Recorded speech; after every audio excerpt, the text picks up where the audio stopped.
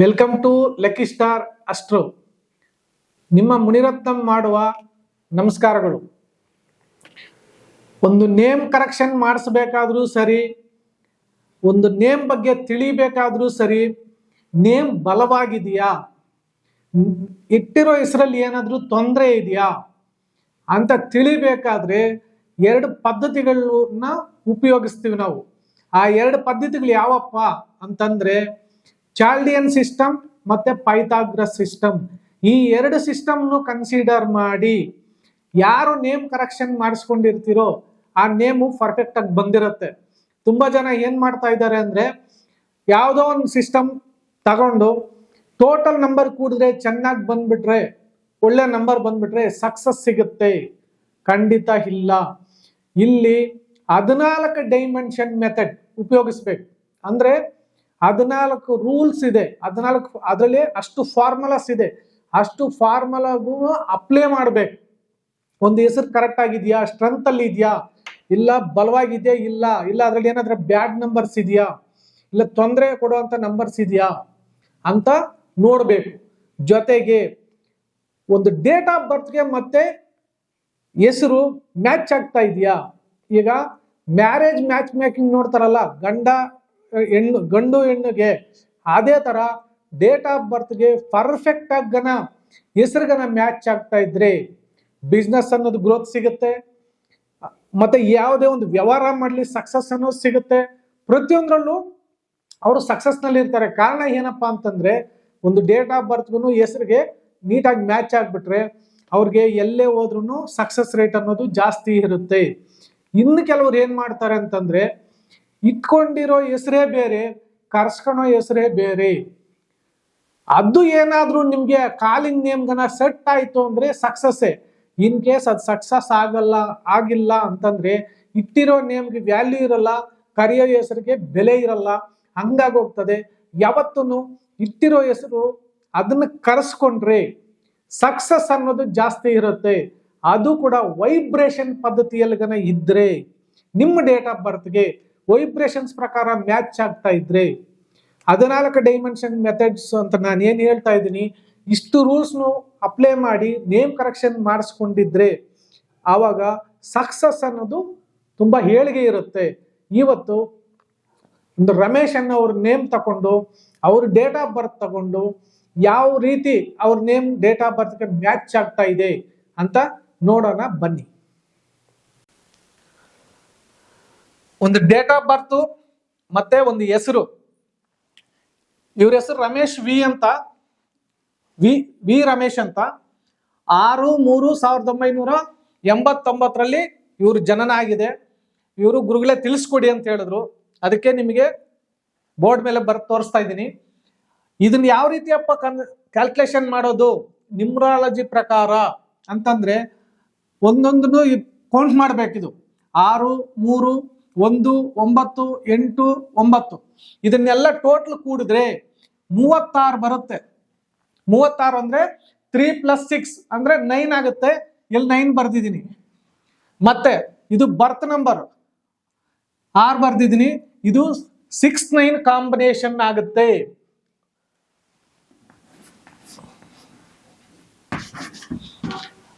ಇವ್ರದ್ದು ಯಾವ್ದಪ್ಪ ಕಾಂಬಿನೇಷನ್ ಅಂತ ಯಾರನ್ನ ಕೇಳಿದ್ರೆ 6-9 ಕಾಂಬಿನೇಷನ್ ಇವ್ರದ್ದು. ಈಗ ಈ ಹೆಸರು ಪರ್ಫೆಕ್ಟ್ ಆಗಿ ಇದೆಯಾ, ಈ ಡೇಟ್ ಆಫ್ ಬರ್ತ್ಗೆ ಇದು ಮ್ಯಾಚ್ ಆಗುತ್ತಾ, ಇಲ್ಲ ಡೇಟ್ ಆಫ್ ಬರ್ತ್ ಅಲ್ಲಿ ಏನಾದ್ರೂ ಇಶ್ಯೂ ಇದೆಯಾ, ಇಲ್ಲ ಹೆಸರಲ್ಲಿ ಏನಾದ್ರೂ ಪ್ರಾಬ್ಲಮ್ ಇದೆಯಾ, ಇದನ್ನೆಲ್ಲ ಒಂಥರ ನೋಡ್ಬೇಕಾದ್ರೆ, ಪರಿಶೀಲನೆ ಮಾಡ್ಬೇಕಾದ್ರೆ, ವಿಚಾರಣೆ ಮಾಡ್ಬೇಕಾದ್ರೆ ಇದರಲ್ಲಿ ಒಳ್ಳೆ ನಂಬರ್ಸ್ ಇದೆಯಾ, ಕೆಟ್ಟ ನಂಬರ್ಸ್ ಇದೆಯಾ, ಇಲ್ಲ ಗ್ರೋತ್ ಕೊಡುತ್ತಾ, ಇಲ್ಲ ಯಾವ್ದನ್ನ ತೊಂದರೆ ಇರುವಂತ ನಂಬರ್ಸ್ ಇದೆಯಾ ಅಂತ ತಿಳ್ಕೋಬೇಕಾದ್ರೆ ನಾವು ಪೈಥಾಗ್ರಸ್ ಪ್ರಕಾರ ಮತ್ತೆ ಚಾಲ್ಡಿಯನ್ ಸಿಸ್ಟಮ್ ಪ್ರಕಾರ ನ್ಯೂಮರಾಲಜಿ ಆಲ್ಫಾಬೆಟ್ಸ್ ನ ಈ ಹೆಸರ್ಗ ಕನ್ಸಿಡರ್ ಮಾಡಿ ಹಾಕಿದ್ರೆ ಆವಾಗ ನಮ್ಗೆ ಗೊತ್ತಾಗುತ್ತೆ ಈ ಹೆಸರು ಪರ್ಫೆಕ್ಟ್ ಆಗಿದೆಯಾ ಇಲ್ವಾ ಅಂತ. ಈಗ ಪೈಥಾಗ್ರಸ್ ಪ್ರಕಾರ ನೋಡೋಣ. ವಿ ಅಂದ್ರೆ 4, ಆರ್ ಅಂದ್ರೆ 9, ಎ ಅಂದ್ರೆ 1, ಎಂ ಅಂದ್ರೆ 4, ಇ ಅಂದ್ರೆ 5, ಎಸ್ ಅಂದ್ರೆ 1, ಎಚ್ ಅಂದ್ರೆ 8. ಇದು ಪೈಥಾಗ್ರಸ್ ವ್ಯಾಲ್ಯೂಸ್. ಇದು ಟೋಟಲ್ ಹಾಕಿದ್ರೆ 32 ಬರುತ್ತೆ. ಅಂದ್ರೆ ಈ ಹೆಸರು ಬಂದ್ಬಿಟ್ಟು 32 ನಂಬರ್ ಇಲ್ಲಿದೆ. 32 ಅಂದ್ರೆ 5. ಅಂದ್ರೆ ಪೈಥಾಗರಸ್ ಪ್ರಕಾರ ನೇಮ್ ನಂಬರ್ 5 ಅಲ್ಲಿ ಇದೆ. ಈಗ ಚಾಲ್ಡಿಯನ್ ಸಿಸ್ಟಮ್ ನೋಡೋಣ. ಚಾಲ್ಡಿಯನ್ ಸಿಸ್ಟಮ್ ಪ್ರಕಾರ ವಿ ಅಂದ್ರೆ 6, ಆರ್ ಅಂದ್ರೆ 2, ಎ ಅಂದ್ರೆ 1, ಎಂ ಅಂದ್ರೆ 4, ಇ ಅಂದ್ರೆ 5, ಎಸ್ ಅಂದ್ರೆ 3, ಎಚ್ ಅಂದ್ರೆ 5. ಇದು ನೇಮ್ ನಂಬರ್ ಬಂದ್ಬಿಟ್ಟು 26 ಬರ್ತಾ ಇದೆ. 26 ಅಂದ್ರೆ 8ರಲ್ಲಿ ಹೋಗ್ತಾ ಇದೆ. ನೇಮ್ ನಂಬರ್ 8ರಲ್ಲಿದೆ. ಇವಾಗ ಈ ಡೇಟ್ ಆಫ್ ಬರ್ತ್ಗೆ ಈ ಹೆಸರು ಮ್ಯಾಚ್ ಆಗ್ತಾ ಇದೆಯಾ ಅಂತಂದ್ರೆ ಮ್ಯಾಚ್ ಆಗ್ತಾ ಇದೆ. ಕಾರಣ ಏನಂದ್ರೆ 6ಗೆ 5 ಫ್ರೆಂಡ್ಲಿ ನಂಬರ್, ಮತ್ತೆ 6ಗೆ 8 ಕೂಡ ಫ್ರೆಂಡ್ಲಿ ನಂಬರ್. ಆದರೆ ನೇಮ್ ನಂಬರ್ 8 ಬರಬಾರ್ದು. ಯಾರಿಗೆ ನೇಮ್ ನಂಬರ್ 8 ಬರ್ಬೇಕಪ್ಪ ಅಂತಂದ್ರೆ ಯಾರ ಬರ್ತ್ ನಂಬರ್ ನೇಮ್ ನಂಬರ್ 8 ಇದ್ರೆ ಅವ್ರಿಗೆ ನೇಮ್ ನಂಬರ್ ಟೋಟಲಿ 8ಅಲ್ಲಿ ಬರ್ಬೋದು. ಈ ಡೇಟ್ ಆಫ್ ಬರ್ತ್ಗೆ ಇದು ಫ್ರೆಂಡ್ಲಿ ನಂಬರ್ ಅಷ್ಟೇ, ಅಂದ್ರೆ 100% ಮ್ಯಾಚಿಂಗ್ ಇಲ್ಲ. ಇದು ಒಂದು ಕಾನ್ಸೆಪ್ಟ್. ಆದ್ರೆ ಈ ನೇಮ್ ಅಲ್ಲಿ ಏನಾದ್ರೂ ಬೇರೆ ಇಶ್ಯೂ ಇದೆಯಾ ಅಂತ ತಿಳ್ಕೋಬೇಕಾದ್ರೆ ನಾವು ಓವೆಲ್ಸ್ ನೋಡ್ಬೇಕು. ಇದ್ರೆ ಈ ಹೆಸರಲ್ಲಿ ಎಷ್ಟು ಓವೆಲ್ಸ್ ಇದೆ? ಓವೆಲ್ಸ್ ಬಂದ್ಬಿಟ್ಟು ಇದರಲ್ಲಿ ಒಂದು ಎ ಇದೆ, ಒಂದು ಇ ಇದೆ. ಇಲ್ಲಿ ಬರ್ದಿದ್ದೀನಿ ನೋಡಿ, ಎ ಮತ್ತೆ ಇ. ಇದ್ರ ವ್ಯಾಲ್ಯೂಸ್ ಆಗ್ಬೇಕು. ಮತ್ತೆ ಎ ಅಂದ್ರೆ 1, ಇ ಅಂದ್ರೆ 5, ಮತ್ತೆ 6 ಆಗುತ್ತೆ. ಇದು ಚಾಲ್ಡಿಯನ್ ಸಿಸ್ಟಮ್ ಪ್ರಕಾರ. ಮತ್ತೆ ಪೈಥಾಗರಸ್ ಸಿಸ್ಟಮ್ ಪ್ರಕಾರ ಎ ಅಂದ್ರೆ 1 ಮತ್ತೆ ಇ ಅಂದ್ರೆ 5. ಇದು ಕೂಡ ಅಷ್ಟೇ 6ನೇ ನಂಬರ್ ಅಲ್ಲಿ ಇದೆ. ಇದ್ರ ಓವಲ್ಸ್ ಏನಿದೆ? ಪೈಥಾಗರಸ್ ಪ್ರಕಾರ 6 ಇದೆ, ಚಾಲ್ಡಿಯನ್ ಸಿಸ್ಟಮ್ ಪ್ರಕಾರ ಕೂಡ 6 ಇದೆ. ಇದನ್ನ ಕನ್ಸಿಡರ್ ಮಾಡೋದು ಹೆಂಗೆ, ಇದು ಕರೆಕ್ಟಾ ಇಲ್ವಾ ಅಂತ? ಈಗ ನೋಡಿ, ಈ 32 ನಂಬರ್ ಇದೆ. ಈ 32 ನಂಬರ್ ಅಲ್ಲಿ ಪೈಥಾಗರಸ್ ನಲ್ಲಿ ಏನ್ ಬಂತು ಓವಲ್ಸ್, ಅದನ್ನ ಮೈನಸ್ ಮಾಡ್ಬೇಕು. ಈ 32 ನಲ್ಲಿ 6 ನಂಬರ್ ಮೈನಸ್ ಮಾಡಿದ್ರೆ 26 ಬರುತ್ತೆ. ಇದನ್ನ ಕಾನ್ಸೋನೆಂಟ್ಸ್ ಅಂತಾರೆ. ಈ 26 ಮತ್ತೆ ಸಿಂಗಲ್ ಡಿಜಿಟ್ ಮಾಡಿದ್ರೆ 2 + 6 8 ಆಗುತ್ತೆ.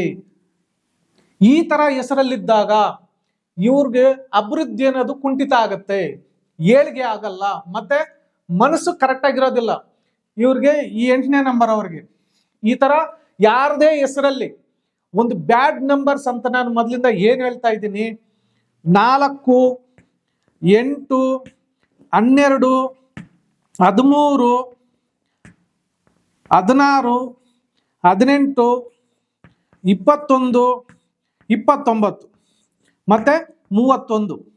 ಈ ನಂಬರ್ಸು ಓವಲ್ಸ್ ನಲ್ಲಿ ತೆಗೆದ್ರೆ ಕಾನ್ಸೋನೆಂಟ್ಸ್ ಆಗಿ ಈ ನಂಬರ್ಸ್ ಯಾವುದು ಬರಬಾರ್ದು. ಓವೆಲ್ಸ್ ಕೂಡ ಬರಬಾರ್ದು, ಮತ್ತೆ ಕಾನ್ಸೋನೆಂಟ್ಸು ಬರಬಾರ್ದು. ಈ ತರಗನ ಇದ್ರೆ ಹೆಸರು ಏಳಿಗೆ ಕೊಡೋದಿಲ್ಲ, ಹೆಸರಿಗೆ ಬಲ ಇರಲ್ಲ. ಚೆನ್ನಾಗಿ ಅರ್ಥ ಮಾಡ್ಕೊಳ್ಳಿ. ಇವಾಗ ಪೈಥಾಗರಸ್ ಪ್ರಕಾರ ನೋಡಿದ್ವಿ, ಚಾಲ್ಡಿಯನ್ ಸಿಸ್ಟಮ್ ಪ್ರಕಾರ ನೋಡೋಣ. ಚಾಲ್ಡಿಯನ್ ಸಿಸ್ಟಮ್ ಅಲ್ಲಿ ಎಷ್ಟಿದೆ? 26 ನಂಬರ್ ಇದೆ ಟೋಟಲ್. ಇದರಲ್ಲಿ ಕೂಡ ಓವೆಲ್ಸ್ ಮೈನಸ್ ಮಾಡಿದ್ರೆ 20ಗೆ ಹೋಗುತ್ತೆ. 26ರಲ್ಲಿ 6 ಹೋದ್ರೆ 20ಗೆ ಹೋಗುತ್ತೆ. 2 ಅಂದ್ರೆ ಒಳ್ಳೆ ನಂಬರೇ. ಆದ್ರೆ ಇಷ್ಟೆಲ್ಲ ನಾವು ಚೆಕ್ ಮಾಡಿದ್ವಿ. ಈಗ ಈ ಡೇಟ್ ಆಫ್ ಬರ್ತ್ ಸ್ಟ್ರೆಂತ್ ನೋಡೋಣ. ಯಾಕಂದ್ರೆ ಇಲ್ಲಿ ನೋಡಿ ರಾಂಗ್ ನಂಬರ್ಸ್ ಇದೆ. ಇಲ್ಲಿ ಇಂಟು ಮಾರ್ಕ್ ಮಾಡ್ತಾ ಇದೀನಿ ನೋಡಿ, ಇದು ರಾಂಗ್ ಇದೆ, ಇದು ರಾಂಗ್ ಇದೆ. ಅಂದ್ರೆ ಈ ಡೇಟ್ ಆಫ್ ಬರ್ತ್ ಅಲ್ಲಿ 8ನೇ ಸಂಖ್ಯೆ ಅನ್ನೋದು ಇದೆ. ಯಾರದೇ ಡೇಟ್ ಆಫ್ ಬರ್ತ್ ಅಲ್ಲಿ ಈ ಸಂಖ್ಯೆಗಳು ಬರಬಾರದು. ಇವರು ತುಂಬಾ ತೊಂದರೆನಲ್ಲಿದ್ದಾರೆ. ಈ ವಿ ರಮೇಶ್ ಅನ್ನೋರು ತುಂಬಾ ತೊಂದರೆನಲ್ಲಿದ್ದಾರೆ. ಇವರು ನಮ್ಮ ಕಸ್ಟಮರ್, ಅದಕ್ಕೆ ನನ್ಗೆ ಹೇಳಿದ್ದಾರೆ ಬಂದು ಕಷ್ಟ ಇದೆ ಅಂತ. ಇಲ್ಲೆಲ್ಲ ಪರವಾಗಿಲ್ಲ. ಇನ್ನ ಏನ್ ಇಶ್ಯೂ ಇದೆ, ಇಲ್ಲ ಏನ್ರ ಬಗ್ಗೆ ತಿಳ್ಕೊಬಹುದು ಅಂದ್ರೆ ಇವರು ಬರ್ತ್ ಸ್ಟ್ರೆಂತ್ ನೋಡೋಣ ಅಂತ ಹಾಕಿದೀನಿ ನೋಡಿ.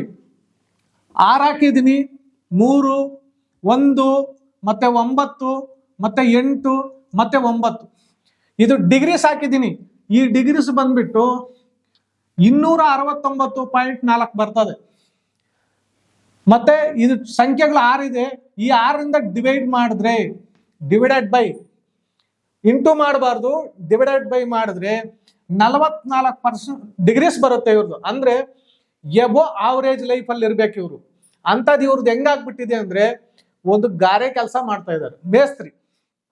ಅಂದ್ರೆ ಆ ಡಿಗ್ರೀಸ್ನಲ್ಲಿ ಯಾರಿಗನ್ನ ಬಂದಿದೆ ಅಷ್ಟು ಸ್ಟ್ರೆಂತ್ ಅಂದ್ರೆ ಒಂದು ಐಡೆಂಟಿಫೈ ಲೈಫ್ ಅನ್ನೋದು ನ್ಯೂಮರಾಲಜಿ ಪ್ರಕಾರ. ಎರಡನೇದು, ಇದರಲ್ಲಿ ಎರಡು ಕೂಲ್ ನಂಬರ್ ಆಪೋಸಿಟ್ ನಂಬರ್ಸ್ ಇದೆ. ಈ ತರ ಇದ್ದಾಗ ಏಳಿಗೆ ಕೊಡಲ್ಲ. ಇದೇ ಡೇಟ್ ಆಫ್ ಬರ್ತ್ ಅಲ್ಲಿ ಒಂದಿತ್ತು ಅಂತ ಇಟ್ಕೊಳ್ಳಿ, ಅದು ಕೂಡ ಅಷ್ಟೇ, ಏಳಿಗೆ ಅನ್ನೋದು ಕಡಿಮೆ. ಚೆನ್ನಾಗಿ ಅರ್ಥ ಮಾಡ್ಕೊಳ್ಳಿ. ಯಾವುದೇ ಒಂದು ಹೆಸರಲ್ಲಿ ಈ ಬ್ಯಾಡ್ ನಂಬರ್ಸ್ ಬರಬಾರ್ದು. ಇದು ಬಂದ್ರೆ ಮನುಷ್ಯನಿಗೆ ಏಳಿಗೆನೂ ಕೊಡಲ್ಲ. ಬಿಸ್ನೆಸ್ ಮಾಡ್ತಾ ಇರ್ತಾರೆ, ಬಿಸ್ನೆಸ್ ನಂಬರ್ ನಲ್ಲಿ ಕೂಡ ಏನಾದ್ರೂ ಈ ತರ ನಂಬರ್ಸ್ ಇದ್ರೆ ಸಕ್ಸಸ್ ಅನ್ನೋದು ಬರೋದಿಲ್ಲ. ಅರ್ಥ ಮಾಡ್ಕೊಳ್ಳಿ ಚೆನ್ನಾಗಿ. ಈ ನಂಬರ್ಸು ಯಾವುದೇ ಕಾರಣಕ್ಕೆ ಹೆಸರಲ್ಲಿ ಬರಬಾರ್ದು. ಇನ್ನ ಇದನ್ನ ವೈಬ್ರೇಷನ್ ಮೆಥಡ್ ಅಲ್ಲಿ ನೋಡ್ಬೇಕಾಗತ್ತೆ, ಇದು ಕರೆಕ್ಟ್ ಆಗಿದೆಯಾ ಇಲ್ಲ ಇನ್ನ ಅಂತ. ಯಾಕಂದ್ರೆ ಇಲ್ಲೇ ಕರೆಕ್ಟ್ ಇಲ್ಲ. ಇನ್ನು ವೈಬ್ರೇಷನ್ಸ್ ನಲ್ಲಿ ವೈಬ್ರೇಷನ್ ಪ್ರಕಾರ ಇದು ಬರ್ಬೇಕಂದ್ರೆ ಒಳ್ಳೆ ನಂಬರ್ಸ್ ಇರಬೇಕೆ ಹೊರತು ಈ ತರ ಬ್ಯಾಡ್ ನಂಬರ್ಸ್ ಯಾರದೇ ಒಂದು ಮೊಬೈಲ್ ನೇಮ್ ಅಲ್ಲಿ ಇದ್ರೆ ನಿಮ್ಮ ಹೆಸರು ಬರ್ಕೊಂಡು ನೀವೇ ಚೆಕ್ ಮಾಡ್ಕೊಳ್ಳಿ. ಇವತ್ತು ಈ ತರ ಬ್ಯಾಡ್ ನಂಬರ್ಸ್ ನಿಮ್ಮ ಹೆಸರಲ್ಲಿ ಇದೆಯಾ? ಯಾಕಂದ್ರೆ ಬ್ಯಾಡ್ ನಂಬರ್ಸ್ ಹೆಂಗಪ್ಪ ಫೈಂಡ್ ಔಟ್ ಮಾಡೋದು ಅಂದ್ರೆ ಓವೆಲ್ಸ್ ತೆಗಿಬೇಕು.